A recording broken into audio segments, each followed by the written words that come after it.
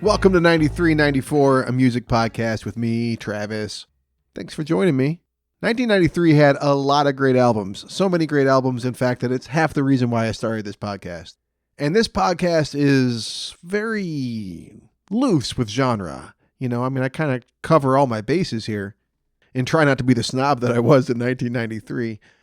But in all honesty, there's an alternative indie kind of slant here. It is skewed that way because that's the way I'm skewed. So for me, this album's a really big deal. Not necessarily a big deal when I was growing up for me, as I'll talk about on this episode, but it was for a lot of people like my dear friend Dustin Lince, who's come back on the show to talk about Fugazi's In on the Killtaker from 1993. Dustin and I are going to be at an event soon in Ferndale, Michigan. If you're listening to this in real time, that's very soon. That's December 13th. That is a Saturday at the New Way Bar in Ferndale. Dustin and I will be hosting Hunger Strike, a 90s themed cover band night with me and him. I'll be playing an acoustic set to start things off. He'll be playing a set with his band, and some of the other friends will be playing with their bands. So more details on that later on in the episode, but I wanted to put that up front so you're aware of it. December 13th at the New Way Bar in the year 2025, because we're not long in that year if you're listening to this in real time. And nothing really dates an episode like saying an upcoming date that will very soon be in the distant past. With all that out of the way, check out the conversation Dustin and I had about Fugazi.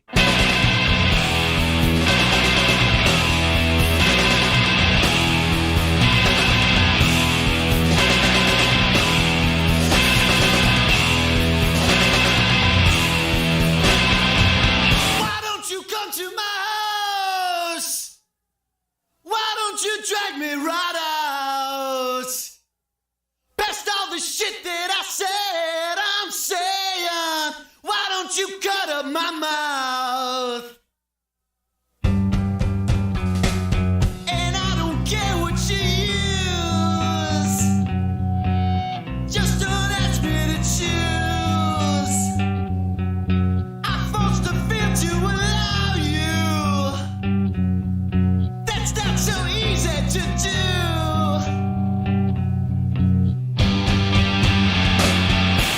I say what I said. I want you to have me. Surrender, it's yours. I'm in the open. We're wide open. Surrender, it's yours. Hey, how you doing, bub? Good, man. How are you? Good to see you again. Yeah, for sure. Good to see you. Dustin, I have lost track. How many times have you been on 93, 94 now? Is it 7? Sounds possible. You're definitely one of the top contributors. Like maybe the top, like you and Derek, and maybe one or two other people. Yeah, probably one of the originals. Well, I appreciate you coming back to talk about a huge album. This album is so big. What album are we doing? This isn't hyperbole when I say probably one of the most influential albums, and probably like the Beatles and like the most influential artists of like people like me, and that's In on the Killtaker by Fugazi. Abso-fucking-lutely. These guys are just legends. I mean, they helped create this genre. Yeah, they're just three genres. Well, what do you mean, like punk rock, like second wave punk, basically, and hardcore, and post-hardcore. They were. Punk went from like the straight ahead punk to like the Ramones and stuff like that to when Minor Threat and the DC scene started, and Black Flag too, out in LA. Sure. That's hardcore, hardcore punk, and then right. With V and Brendan, we can get into lots of like arguments of who was the first emo band, but like I think the overwhelming majority of like music historians point to like Rites of Spring and that End on End album as like the originators of emo. And then post-hardcore with Fugazi. I mean, it's like, it went from like a genre that Ian I'm not saying he invented, but Minor Threat and Ian MacKaye, they were responsible for straight edge. They were responsible for hardcore, you know, Hmm. to the band Fugazi, which they were, naturally Yeah. post-hardcore, that Yeah. post-Minor Threat DC scene, a little And bit different take Embrace on that. and the Embrace, band which, Embrace between there. yeah, Yeah. Embrace, which was they were after Rites of Spring and influenced by Hmm. Rites of Spring, but they were like the first band that people started calling emo in the press, in the DC press and the zines. Embrace was the first band that was known as an emo core band. Yeah. I So mean, so like, Fugazi being their own distinct band, Ian MacKaye has been the Forrest Gump of like underground music, just yeah, bouncing from place to place and just being involved in everything. And not just in the music, like he's like a historian in his way too. Like he pops up in all these documentaries, like that yeah, Slint documentary Breadcrumbs. Like yeah, he's just like you see him all the time and like just talking about like somewhat obscure bands. He loves them and he's into them. He reminds me of Steve Albini in that way, where he's just like, I am like a godfather of this scene and I appreciate the impact that I've had on the world and like the appreciation that the world gives back to him. Because I mean, Ian MacKaye is just, whether you love him or not, you have to acknowledge the tremendous impact he's had on indie music in the past half century.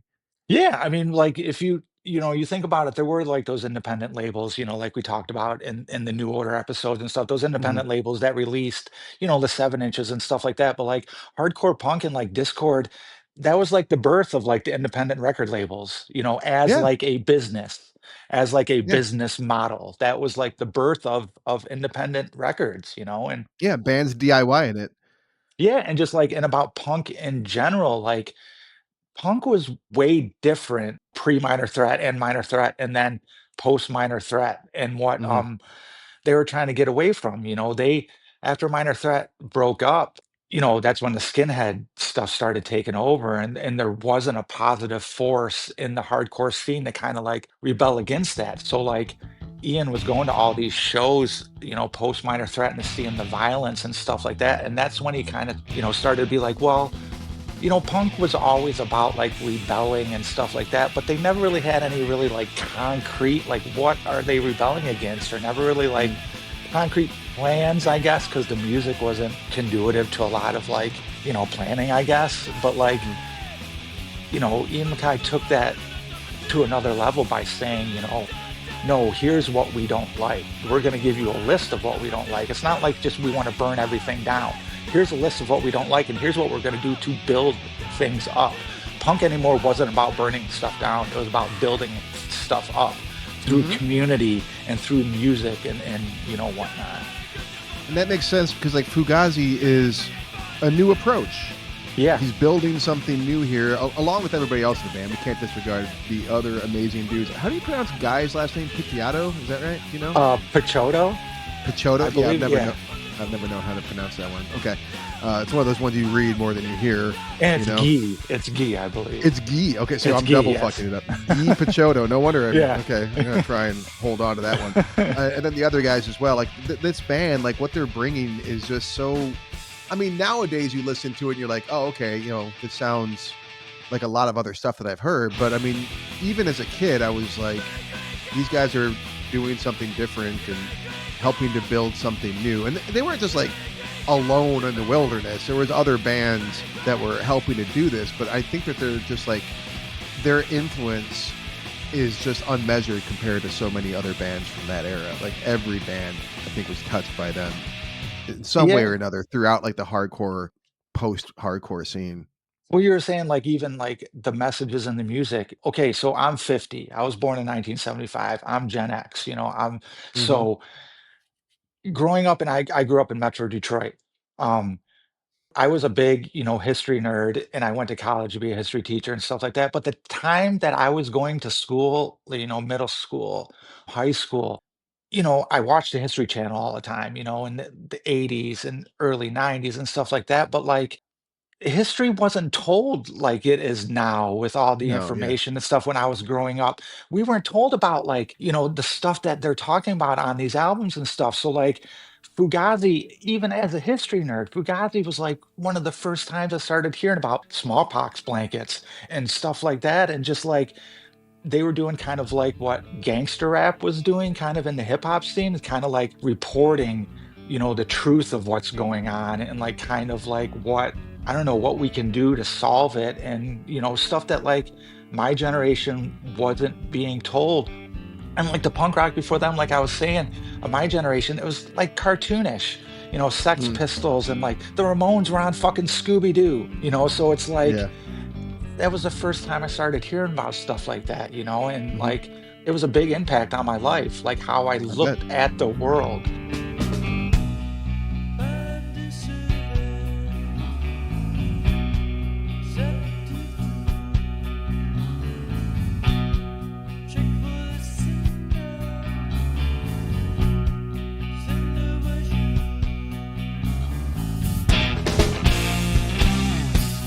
And lyrically, they're taking all of that historical stuff and the context of all this deeper meaning and social commentary, but it's all infused in poetry and highly interpretive stuff at the same time. And it's also experimental feeling and fresh feeling that like you can engage with it on these different levels. You know what I mean? Like you could just kind of have it on and just like, whoa, yeah, rock music. Or you can like get into the lyrical content and be like, oh shit, there's a lot to unpack here. And it's all really fascinating. And you have two different vocalists doing that with such efficiency and Totally different styles too. Like Ian had like the more like, direct shouting at you, like kind of like more like the declaration, like this is what we're about, and this is what we're doing. Yeah, yeah. this is what we're about, this is what we're doing. Where Guy was kind of like, his mom was a history professor at Georgetown, and he was Oh, I like didn't know that. he graduated with an English degree and stuff like that. So his approach was a little bit more like hidden messages and more like, Mhm. talking about history. And, both of them read a ton. They grew up in DC in the late 60s and early 70s.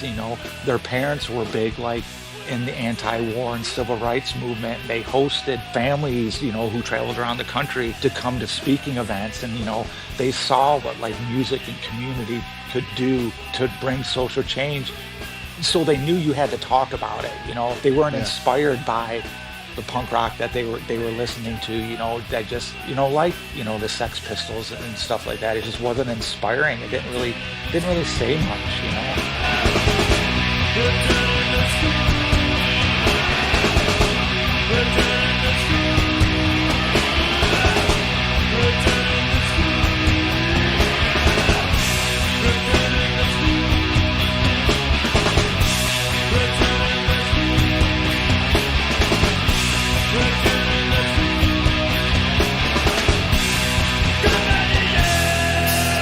So how'd you get into this album specifically? Do you remember?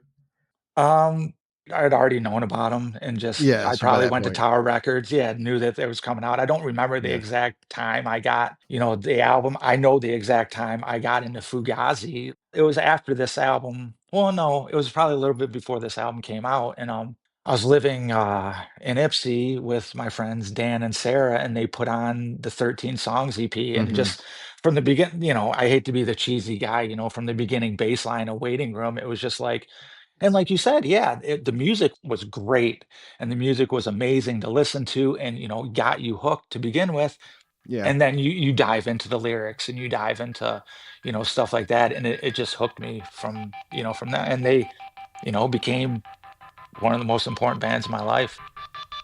Awesome. So what's your favorite song on this album? I mean, again, I hate to be that guy, but it has to be Facet Squared. I mean, just from the beginning of the album.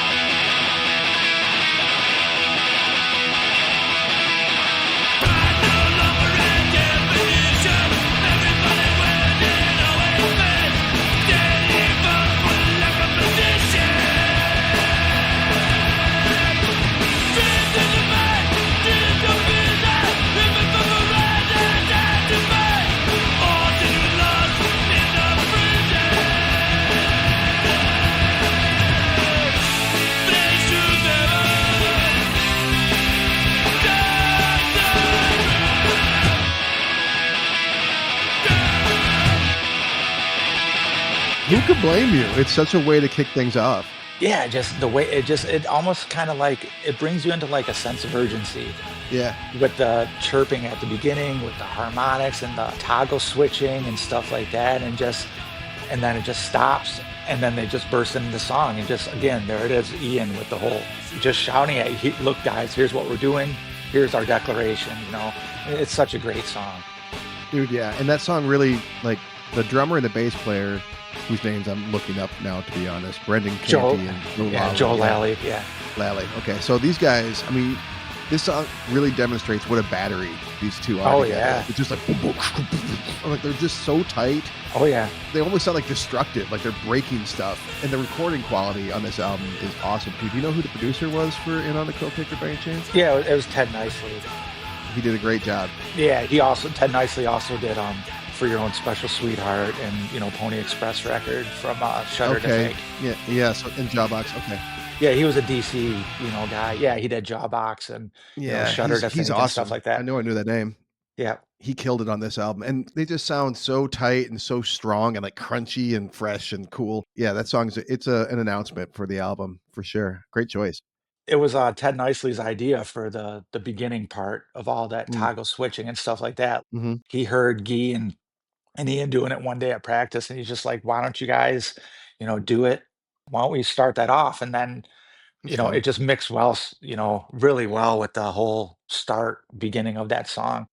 And just Yeah. the whole, like, meaning behind that song, just the whole, like, call to arms, it's just like a fuck you to nationalism, and it's just so relevant today, and, like, it's just great.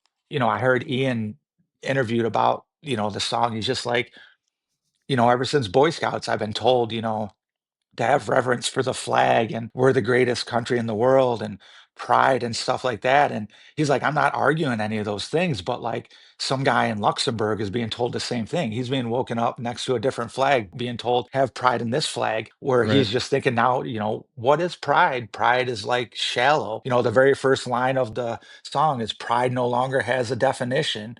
Everybody sees it. It always fits, and it's just Mm-hmm. like the hook, they should never touch the ground.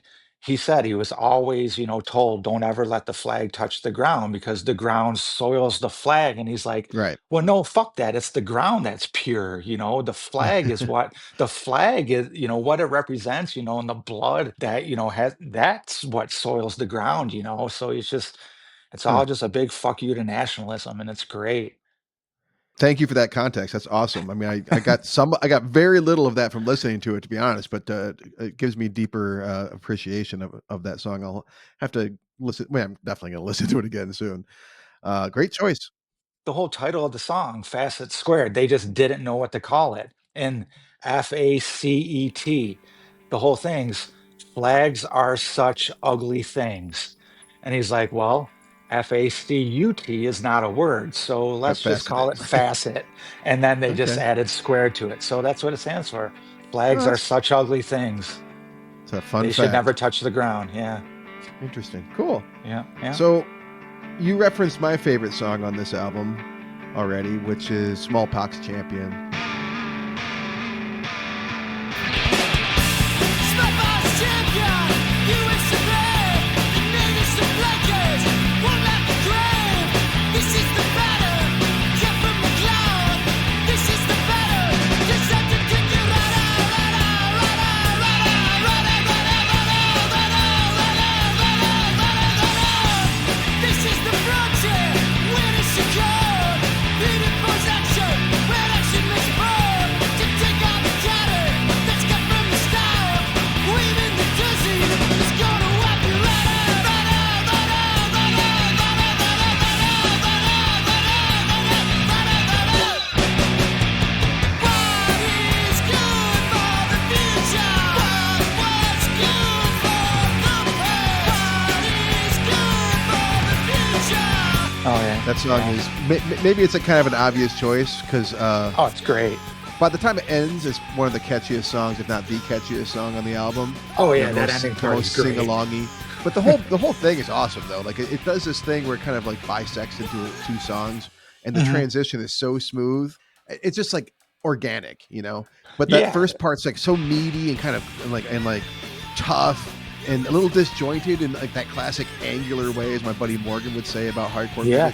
music, post-hardcore music. It's all just very like jangly and coming at you at this like sideways angle, and then just kind of like bends into this like major chord rah rah rah sing Yeah, along, kinda like cha, melodic. cha cha cha cha. It's just melodic as fuck, dude. It's so good. And like you said, like the context behind it, like it's, you know, we're the smallpox champ. Way to go! Congratulations to us. Like we fucking killed it. Yeah, Literally. and that's what is like the whole like, you know, the meaning behind the song, the lyrics behind the song is a very like, you know, heavy, like this is what we're doing, we're taking your land, you know, where's the gold, you know, stuff like that, you know, under these blankets, you know, the frontier ends. And then like you said, it just switches to this other part of the song where it almost just kind of seems like it's like almost like a rallying cry, like a cheer, like a cheerleader type, you Yay, know, we like did it. like pro Right. genocide, like Almost. It's really kind of catchy. an uplifting feeling.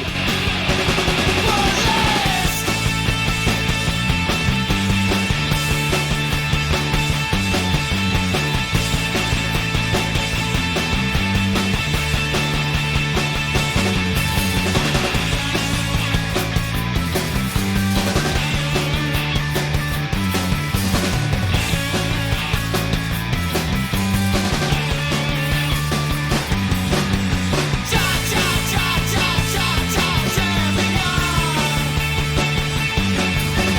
Cha cha cha cha cha cha champion. Look at yours.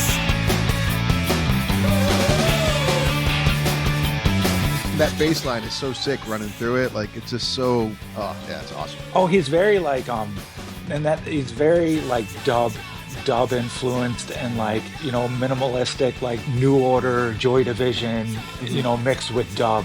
You know, the whole idea behind the band, Ian said when he first started, he wanted like Stooges with some reggae.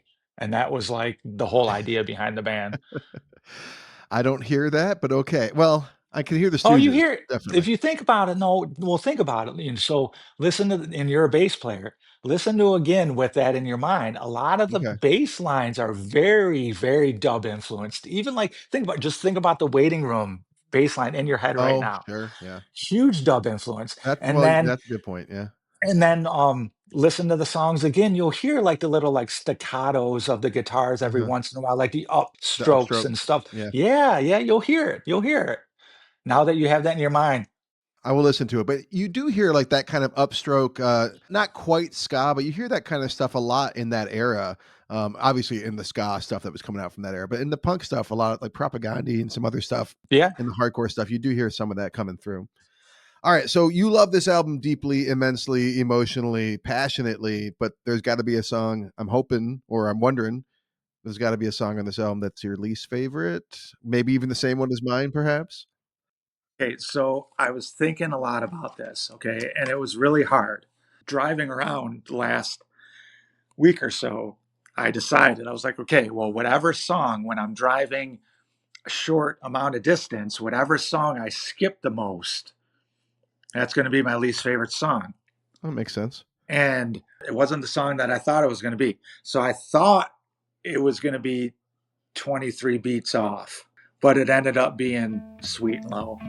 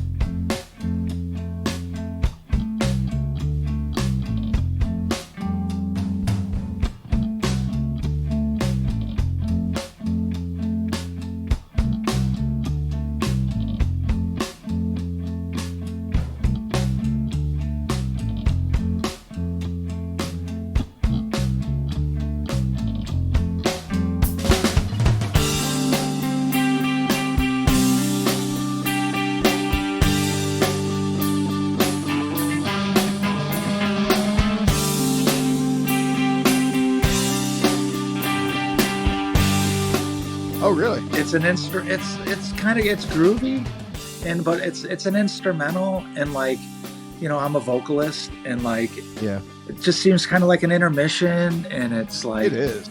yeah, it's so sweet and low, I guess.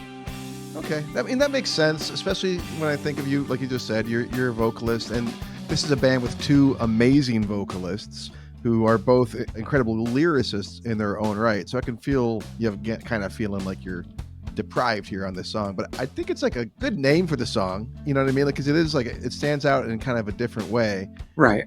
It's a sweet little song, but if you took it out of there, like, who would really notice? Maybe. Yeah. Well, I think the story is, what happened is that Joe Lally, the bass player, wrote the song for his ex-wife, and then like tried to write lyrics and couldn't come up with lyrics, you know, that he wanted to use, I guess. Yeah. So they just left it as an instrumental, which instrumentals are a big part of Fugazi. Like, they kind of just start every song by just jamming. That's just kind of like the vast majority of them don't stay instrumentals, but you know, it's a big part of what they have going on. Yeah. So, funnily enough, I grew up listening to Fugazi a little bit. Like, you know, I remember Waiting Room and that kind of stuff. I remember Repeater being on 89X and things like that radio station, local radio station back in the day. And I remember being aware of them. I remember my buddy Morgan listening to this album in particular, and I remember like hearing it with him and stuff and digging it okay. But I just never really got into them. I respected them and I always like appreciated them, but they weren't really a band that I went out of my way to listen to very much until maybe like my late 30s. I started poking around a little bit more as I was becoming more interested in like the origins of emo and getting more interested in like the earlier stuff and like the progenitors of post-hardcore, which obviously you got to explore Fugazi to do that. But this album specifically, I didn't really dig into until I started this podcast. When I started this podcast, I was like, I'm definitely going to talk about this album at some point. So out of curiosity, since I'd listened to other Fugazi albums, like I should probably check out, or at least, you know, not since my youth, I hadn't checked this one out. So I was like, okay, I should probably spend some time with it. And over the course of the past 3 years of having the podcast, it's been in my regular rotation. I listen to it all the fucking time. I love it. I listen to it all the time. It's a great summer album. So weirdly enough, it's like a lot of times when I do an album on this show that I'm less familiar with, I wouldn't pick a least favorite, but I've spent years with it now. So I feel confident to say that, yeah, 23 Beats Off is my least favorite song. Some ticker tape parade. Lead story.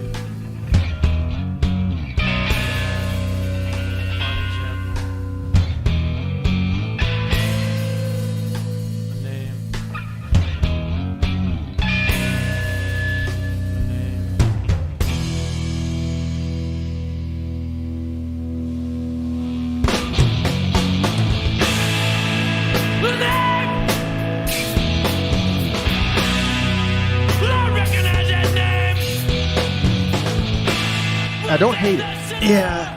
I don't hate it. But the first part in and of itself, I feel like is not standout in comparison to the rest of the album. Mm-hmm. It's not like it's terrible, but like the actual 3-minute song at the beginning is not the best on its own. And then you have 3 minutes or so of just like 23 beaten off, like feedback at the end, which feedback and snare. Like I kind of hear like a lot of like the Diamond Sea by Sonic Youth in that ending part, but like it just kind of like falls flat, I guess. And I can't get into it. How do you not skip that? I mean, I've been listening to the whole thing in preparation for this episode, but ordinarily I'm like, okay, I get the hint, I get the gist after like 12 seconds. I'm ready to go on to the next track, you know? So it's just a little tedious, but at the same time, I wouldn't change it. I wouldn't change anything about it, really. I mean, because like you said, with Sweet and Low Down, that's a movie. Hang on. Sweet and Low. like you said with Sweet and Low, it's like an intermission thing. So those two songs together in the album, they do serve to provide texture to the album and make it so that it's distinctly this album, Fugazi's. You know, I like it when bands have songs on albums that could never be a single, are not ever intended to be a single. They're not interested in trying to be accessible. You know, it's experimental and that kind of stuff. So I respect 23 Beats Off, but as far as the listening experience goes, it's my least favorite. Yeah. And like you were saying earlier about not really listening to this album a lot in your youth, it was kind of like the same thing to me, because I guess like during that time, I guess I kind of like, I got it, and that's kind of like, I think I got into like Red Medicine, the next album way more, and like The Argument for sure, which is a great album. But when this album came out, and you got to think about it, it was a weird time for music. It was like right after the Nirvana explosion, but right before In Utero. And they were getting all this recognition and all these people noticing up into, because all these bands like Nirvana and Sonic Youth, they all liked them. They all liked them. And that was the day of like, when you would buy albums, you would read the linear notes and stuff like that. So all these bands had Fugazi listed. So when this album came out, it actually charted. And if you think about it, the year that punk broke and stuff like that, even though Fugazi never signed to a label, they're just as responsible for like punk breaking the year that punk broke as much as like Nirvana and Sonic Youth and those bands, and Dinosaur Jr. and those bands that are the focus of like that documentary and that whole like movement of that era.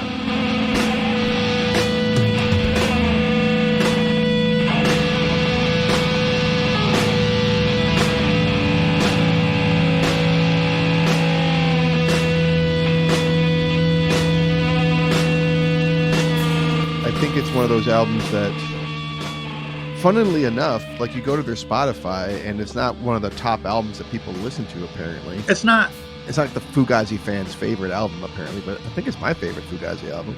Other than like 13 Songs, which is like a mashup of the first two EPs, it's probably my favorite, that and Hen Hits, Yeah, and like they were getting offered to headline Lollapalooza in 94. Wow. Can you imagine? Yeah, they sold out, 3-night sellout at the Roseland Ballroom in New York. The president, the founder of Atlantic Records, Ahmet Erdogan, went into their dressing room and like pretty much offered them anything. They offered them their own subsidiary and like $10 million to sign. And they turned it down. They always stayed true to like they were staying independent, and they were like, But you got to think about it. You can say you're going to stay independent when you release an album like Repeater that sold 300,000 copies in the first year as an independent album. They were selling out and selling lots of records as an independent, So, these bands that needed to do the Rolling Stone interviews, they never, ever, ever, ever got off their principles. It doesn't seem like it, no. Which I'm not surprised with Mackay, especially. Like, he's just always been a very strident dude about his ethics. I don't mean that in a bad way. Like, he's just very clear about what he feels and what he believes. Well, yeah. And I imagine the people he's going to surround himself with, like the guys in this band are going to feel similarly. Well, like I said, they grew up during the Civil Rights era, so they saw that, like, if you wanted to make positive, substantive change, you had to make your voice heard. You can't just sit back on the sidelines and be like, well, I hope things change. They stated exactly what they wanted and what they were going to do, and like, we're not going to do interviews with press that advertises cigarettes and alcohol. We're not going to charge more than $5 for a show. We're not going to sell merch. We're not going to release anything on a major label. It's just what they stood hard for it. True punks. Yeah. What's your underrated song on this album? So I'm gonna go back to when I first started listening to this as opposed to now. So I think Public Witness Program would be my underrated song.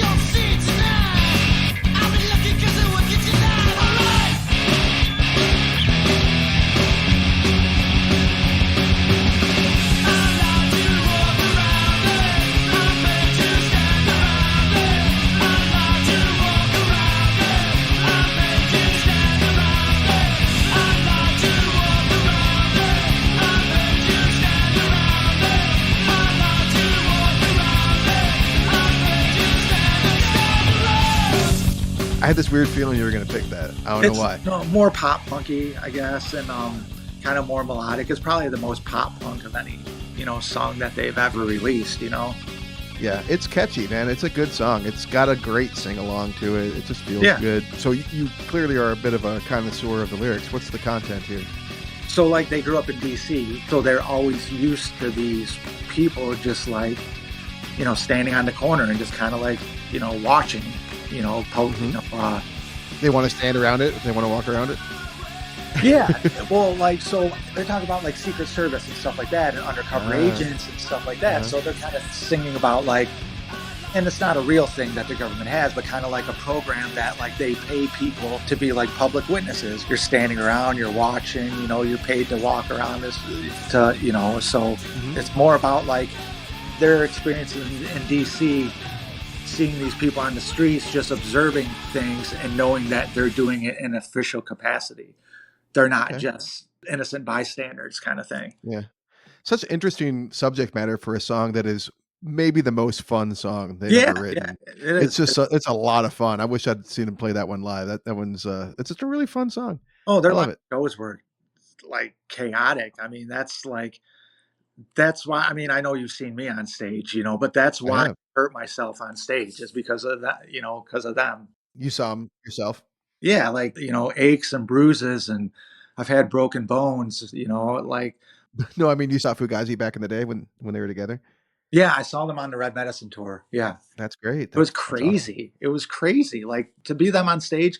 And that's what they, in the interviews I read, it's like when we get on stage, that's kind of like they're going into battle.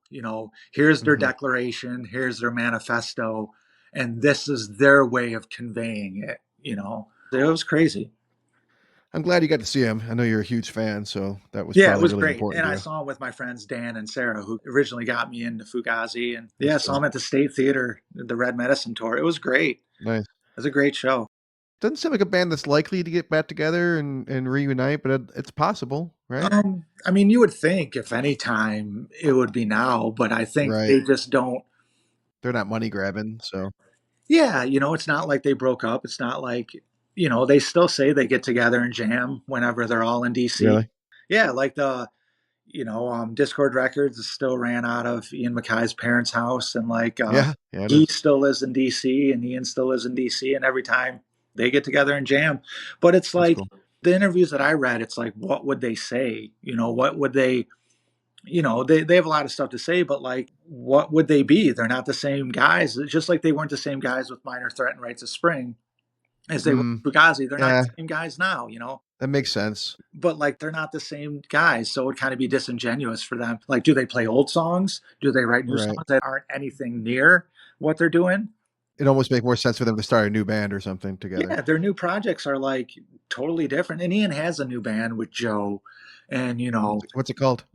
Corkley, I believe, or Corkley, or something like that. Yeah, to look into that. So my underrated track on this album, you almost want to pick like every song.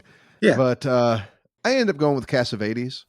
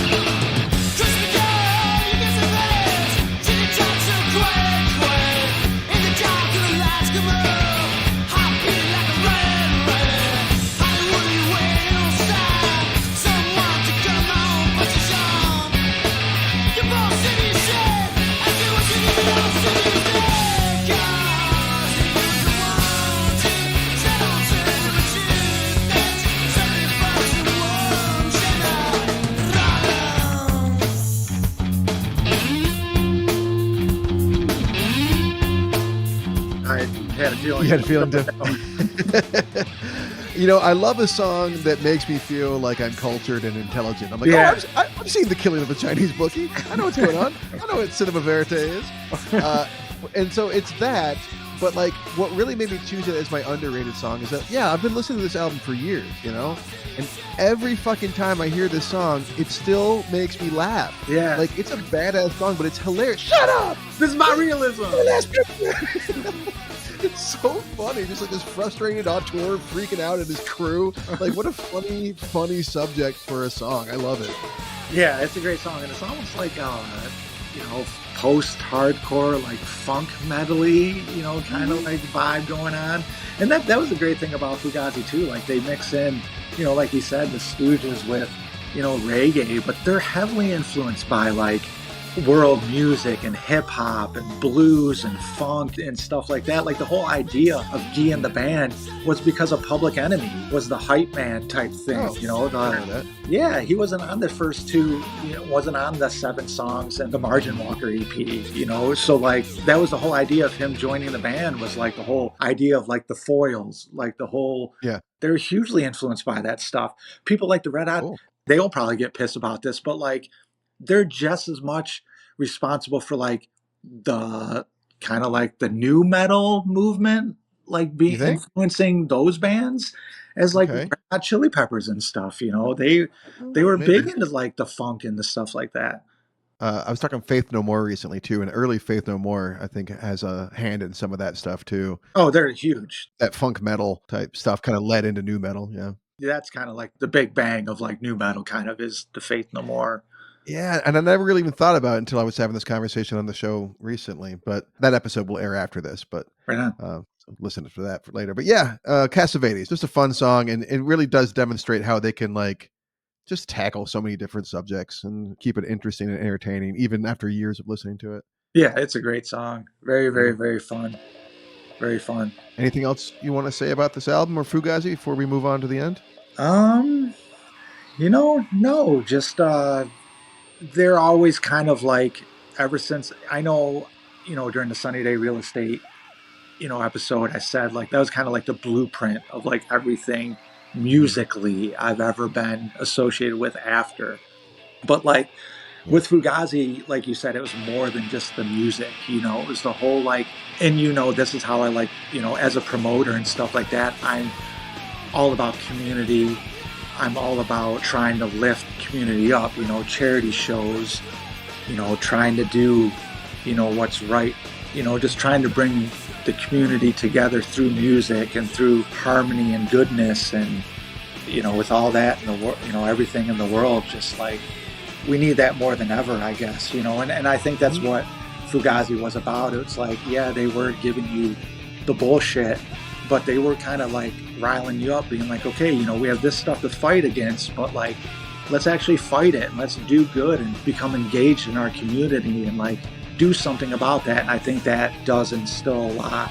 I tell my kids all the time, I'm like, there's a lot of darkness and it's really hard, especially in this algorithm society, to find light, when everything, is doom scrolled and that just gets in your algorithm. It's like, it's hard to find light, but, be the light, search for goodness, search for kindness, go out of your way to go online and find one good thing online, and eventually your algorithm will start showing you more good things, be the light, search for joy, do the right thing, and, just be good people for the right reasons, and I think that's what Fugazi instilled in me, and it's what I'll instill in my kids and what I try to instill to the kids I coach. And I was always progressive and stuff like that, but I don't think I would have had that understanding of, do good, but this is why we have to do good. We have to help people. We have to fight for light in this darkness, Fucking A, man. Well put. I'm so happy that Fugazi had that impact on you, and it still connects to you and that you're able to connect it to your children. And I love it. And speaking of community and joy, that's a good segue into our second 93-94 event. Yeah. Live in-person event. Why don't you tell the people what do you got planned for us in December? Okay, December 13th. 2025. 2025 at the New Way Bar in Ferndale. We are going to be doing something I've been wanting to do for a long time, and something I've had the idea for a long time, called Hunger Strike, and wrapping it in the whole 90s theme. It's a great name. And what we're going to do is we're going to have a 90s party. I haven't decided yet on a costume party yet, if we're going to have a costume contest. I would like to, but it's going to be tough. We're just going to have, some bands playing some 90s songs. I'm going to be, spinning some 90s music in between. We're going to be raising money for Forgotten Harvest Food Pantry, doing a canned food drive, warm clothing drive, bring some gloves, socks, stuff like that. It's free. Bring some food, bring some socks, bring some underwear, bring some gloves, and just come have a good time with some people and, do something good, get some hugs and listen to music, Yeah. Meet Dustin, meet me. Yeah. Hosted by Travis Roy. I forgot to say. Well, I mean, you're really the host, but I'll be MC. MC. So yeah, free show. Just bring food, canned food, or perishable or non-perishable food rather. Yeah. And some sort of warm stuff. And how many cover bands do we got? I mean, I'm going to be playing an acoustic set to start things off. Three, I believe. And that includes your band, right? I believe so. One of your bands? We're still debating, but I believe so. I mean, it's hard. Okay. It's hard to do a show and organize it and have to be, sure. I don't drink anymore, so it makes it way easier. But it's hard to run a show and play at the same time. So we'll see. Yeah. Probably. Yeah. Okay, good. I hope so. That's the New Way Bar in Ferndale on December 13th, 2025. Yes. So join us there. Thanks for organizing it, Dustin, and awesome seeing you again. Thanks for coming back on the show. It's greatly appreciated. Yeah, thanks for having me. Good seeing you. Yeah, man. All right. Well, do you want to do some trivia? I do have some trivia I can throw at you if you want to do it. Let's do it. I got some time. Want to do it? Okay. We're getting kind of later in the episode, but fuck it. I mean, okay. I've got the trivia. You're up for it, so let's do it. All right. In honor of your underrated choice, Public Witness Program, I have a few names I'm going to give you. Not the usual 9 that I do on the show, just 5. Okay. And these are all mafiosos. These are all mobsters. You tell me if this person was a member of the Witness Protection Program of the FBI, if they informed on their fellow mafiosos, or if they lived free and died outside of a cell. Okay. All right, let's do it. They got caught or did not get caught, all right? All right, let's do it. All right. First, we have a man named Henry Hill. Henry Hill, he was a snitch. He was a big-time snitch. Goodfellas, baby. So snitchy, they made 2 movies out of him. Yes. Goodfellas and My Blue Heaven. Okay. All right, good. I figured that was kind of the softball to start things off with. Yeah. Let's try another one. Sammy the Bull Gravano. He was a snitch, I believe. He was 100% a snitch, maybe one of the most famous snitches. He was a member of the Gambino crime family. He helped kill Paul Castellano, the boss of bosses, and then he turned against John Gotti. Got it. Got him arrested. Yeah. Meyer Lansky. He was not a snitch. Absolutely not. Fuck no. Lived for a long time in the Prohibition era, helped develop the National Crime Syndicate, an organization of 7 families, and died of old age in his bed. Yeah, helped build up Vegas, too. Yep. Worked with Bugsy a little bit, and Lucky especially. Yeah. Good. Carlo Gambino. I don't believe he was a snitch. The creator of the Gambino crime family was definitely not a snitch. Created the largest crime family that stretched from Western Massachusetts to Philadelphia. In and out of jail a couple times, but never really caught. Did a little bit of time. 50 years in organized crime. They tried to indict him in 1970, but he had heart trouble, and he died in 1976 at home of natural causes. Nice. Lastly, we have Nicky Barnes. That's one I've not heard of, so I'm going to say snitch. Amazingly, the man that formed the council, the black organized crime of the 1970s Harlem, controlled the heroin industry. He did turn snitch and ended up testifying against his fellow council members and brought them down in 1977. Well, you did very well there. I think you got every single one right, so that's an A+. Yeah, well, I am Italian and I am a historian, and Oh, there you go. but yeah, But you're not a snitch. but I'm not a snitch. Yeah, Awesome, buddy. Thank you so much for coming back on the show and help me Yeah. keep it going. yeah, Good to see you. man. Yeah, you too. Good to see you too. Can't wait to see you on the 13th and give you a big hug. Likewise, man. We'll do it then. Yeah, for sure.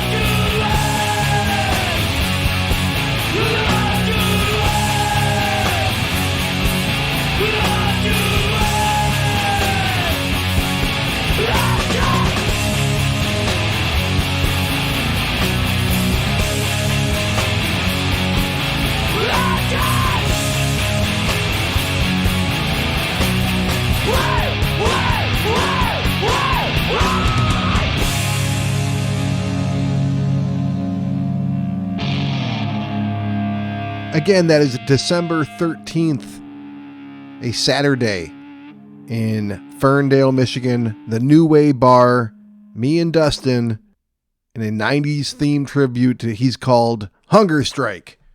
I'll be kicking things off with an acoustic set of 90s covers, and Dustin and his friends' bands will be playing as well. Narvin, the Capri Suns, the Warped Tourists, and Aqua Monkey, all playing 90s covers at the New Way Bar in Ferndale, Michigan. It's free. Please do bring non-perishable food, winter gloves, hats, socks, blankets, whatever. All that kind of stuff is going to be donated to local shelters and food banks. So come on out. Support. Always looking for new people on the show and old people. If you've been on the show, you're welcome back, but I'm not necessarily going to tap you for it. If you want to be on the show, please reach out to me, or maybe you know someone that you think would be a good fit for the show. All you got to do is email me at 9394podcast@gmail.com. This is the part of the show where I typically recommend an album. If you like Fugazi, maybe you like Unwound.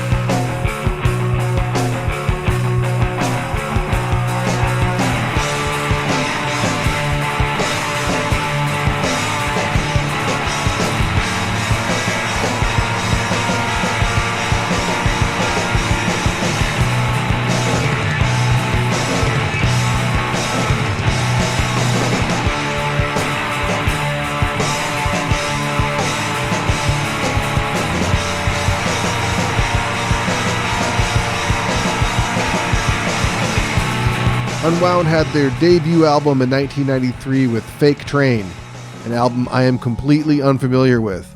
I like Unwound, they're awesome, but I actually never listened to this album until right now, with you, dear listener. This song is called Cantina. Maybe you're a fan of Unwound and you want to come on the show and talk about this album or any album from the era. Doesn't have to be Unwound. Whatever. Any album that isn't Cypress Hill is totally welcome on 9394, a music podcast. So, is there anything else to tell you guys? Let me think. I always feel like I'm missing something at the end. I'm forgetting something, you know? Like there's something else I need to tell you. Well, I got you. I'm like my mother on the phone. Like, oh, I gotta unload all this shit before you get off the phone. I guess not. Nothing's coming to me. Be safe out there. I'll talk to you soon. Bye.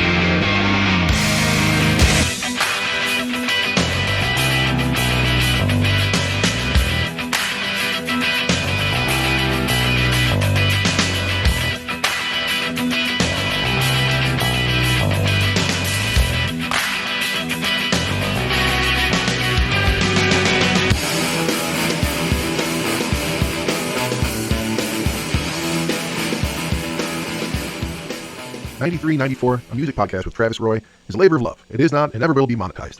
Please don't sue.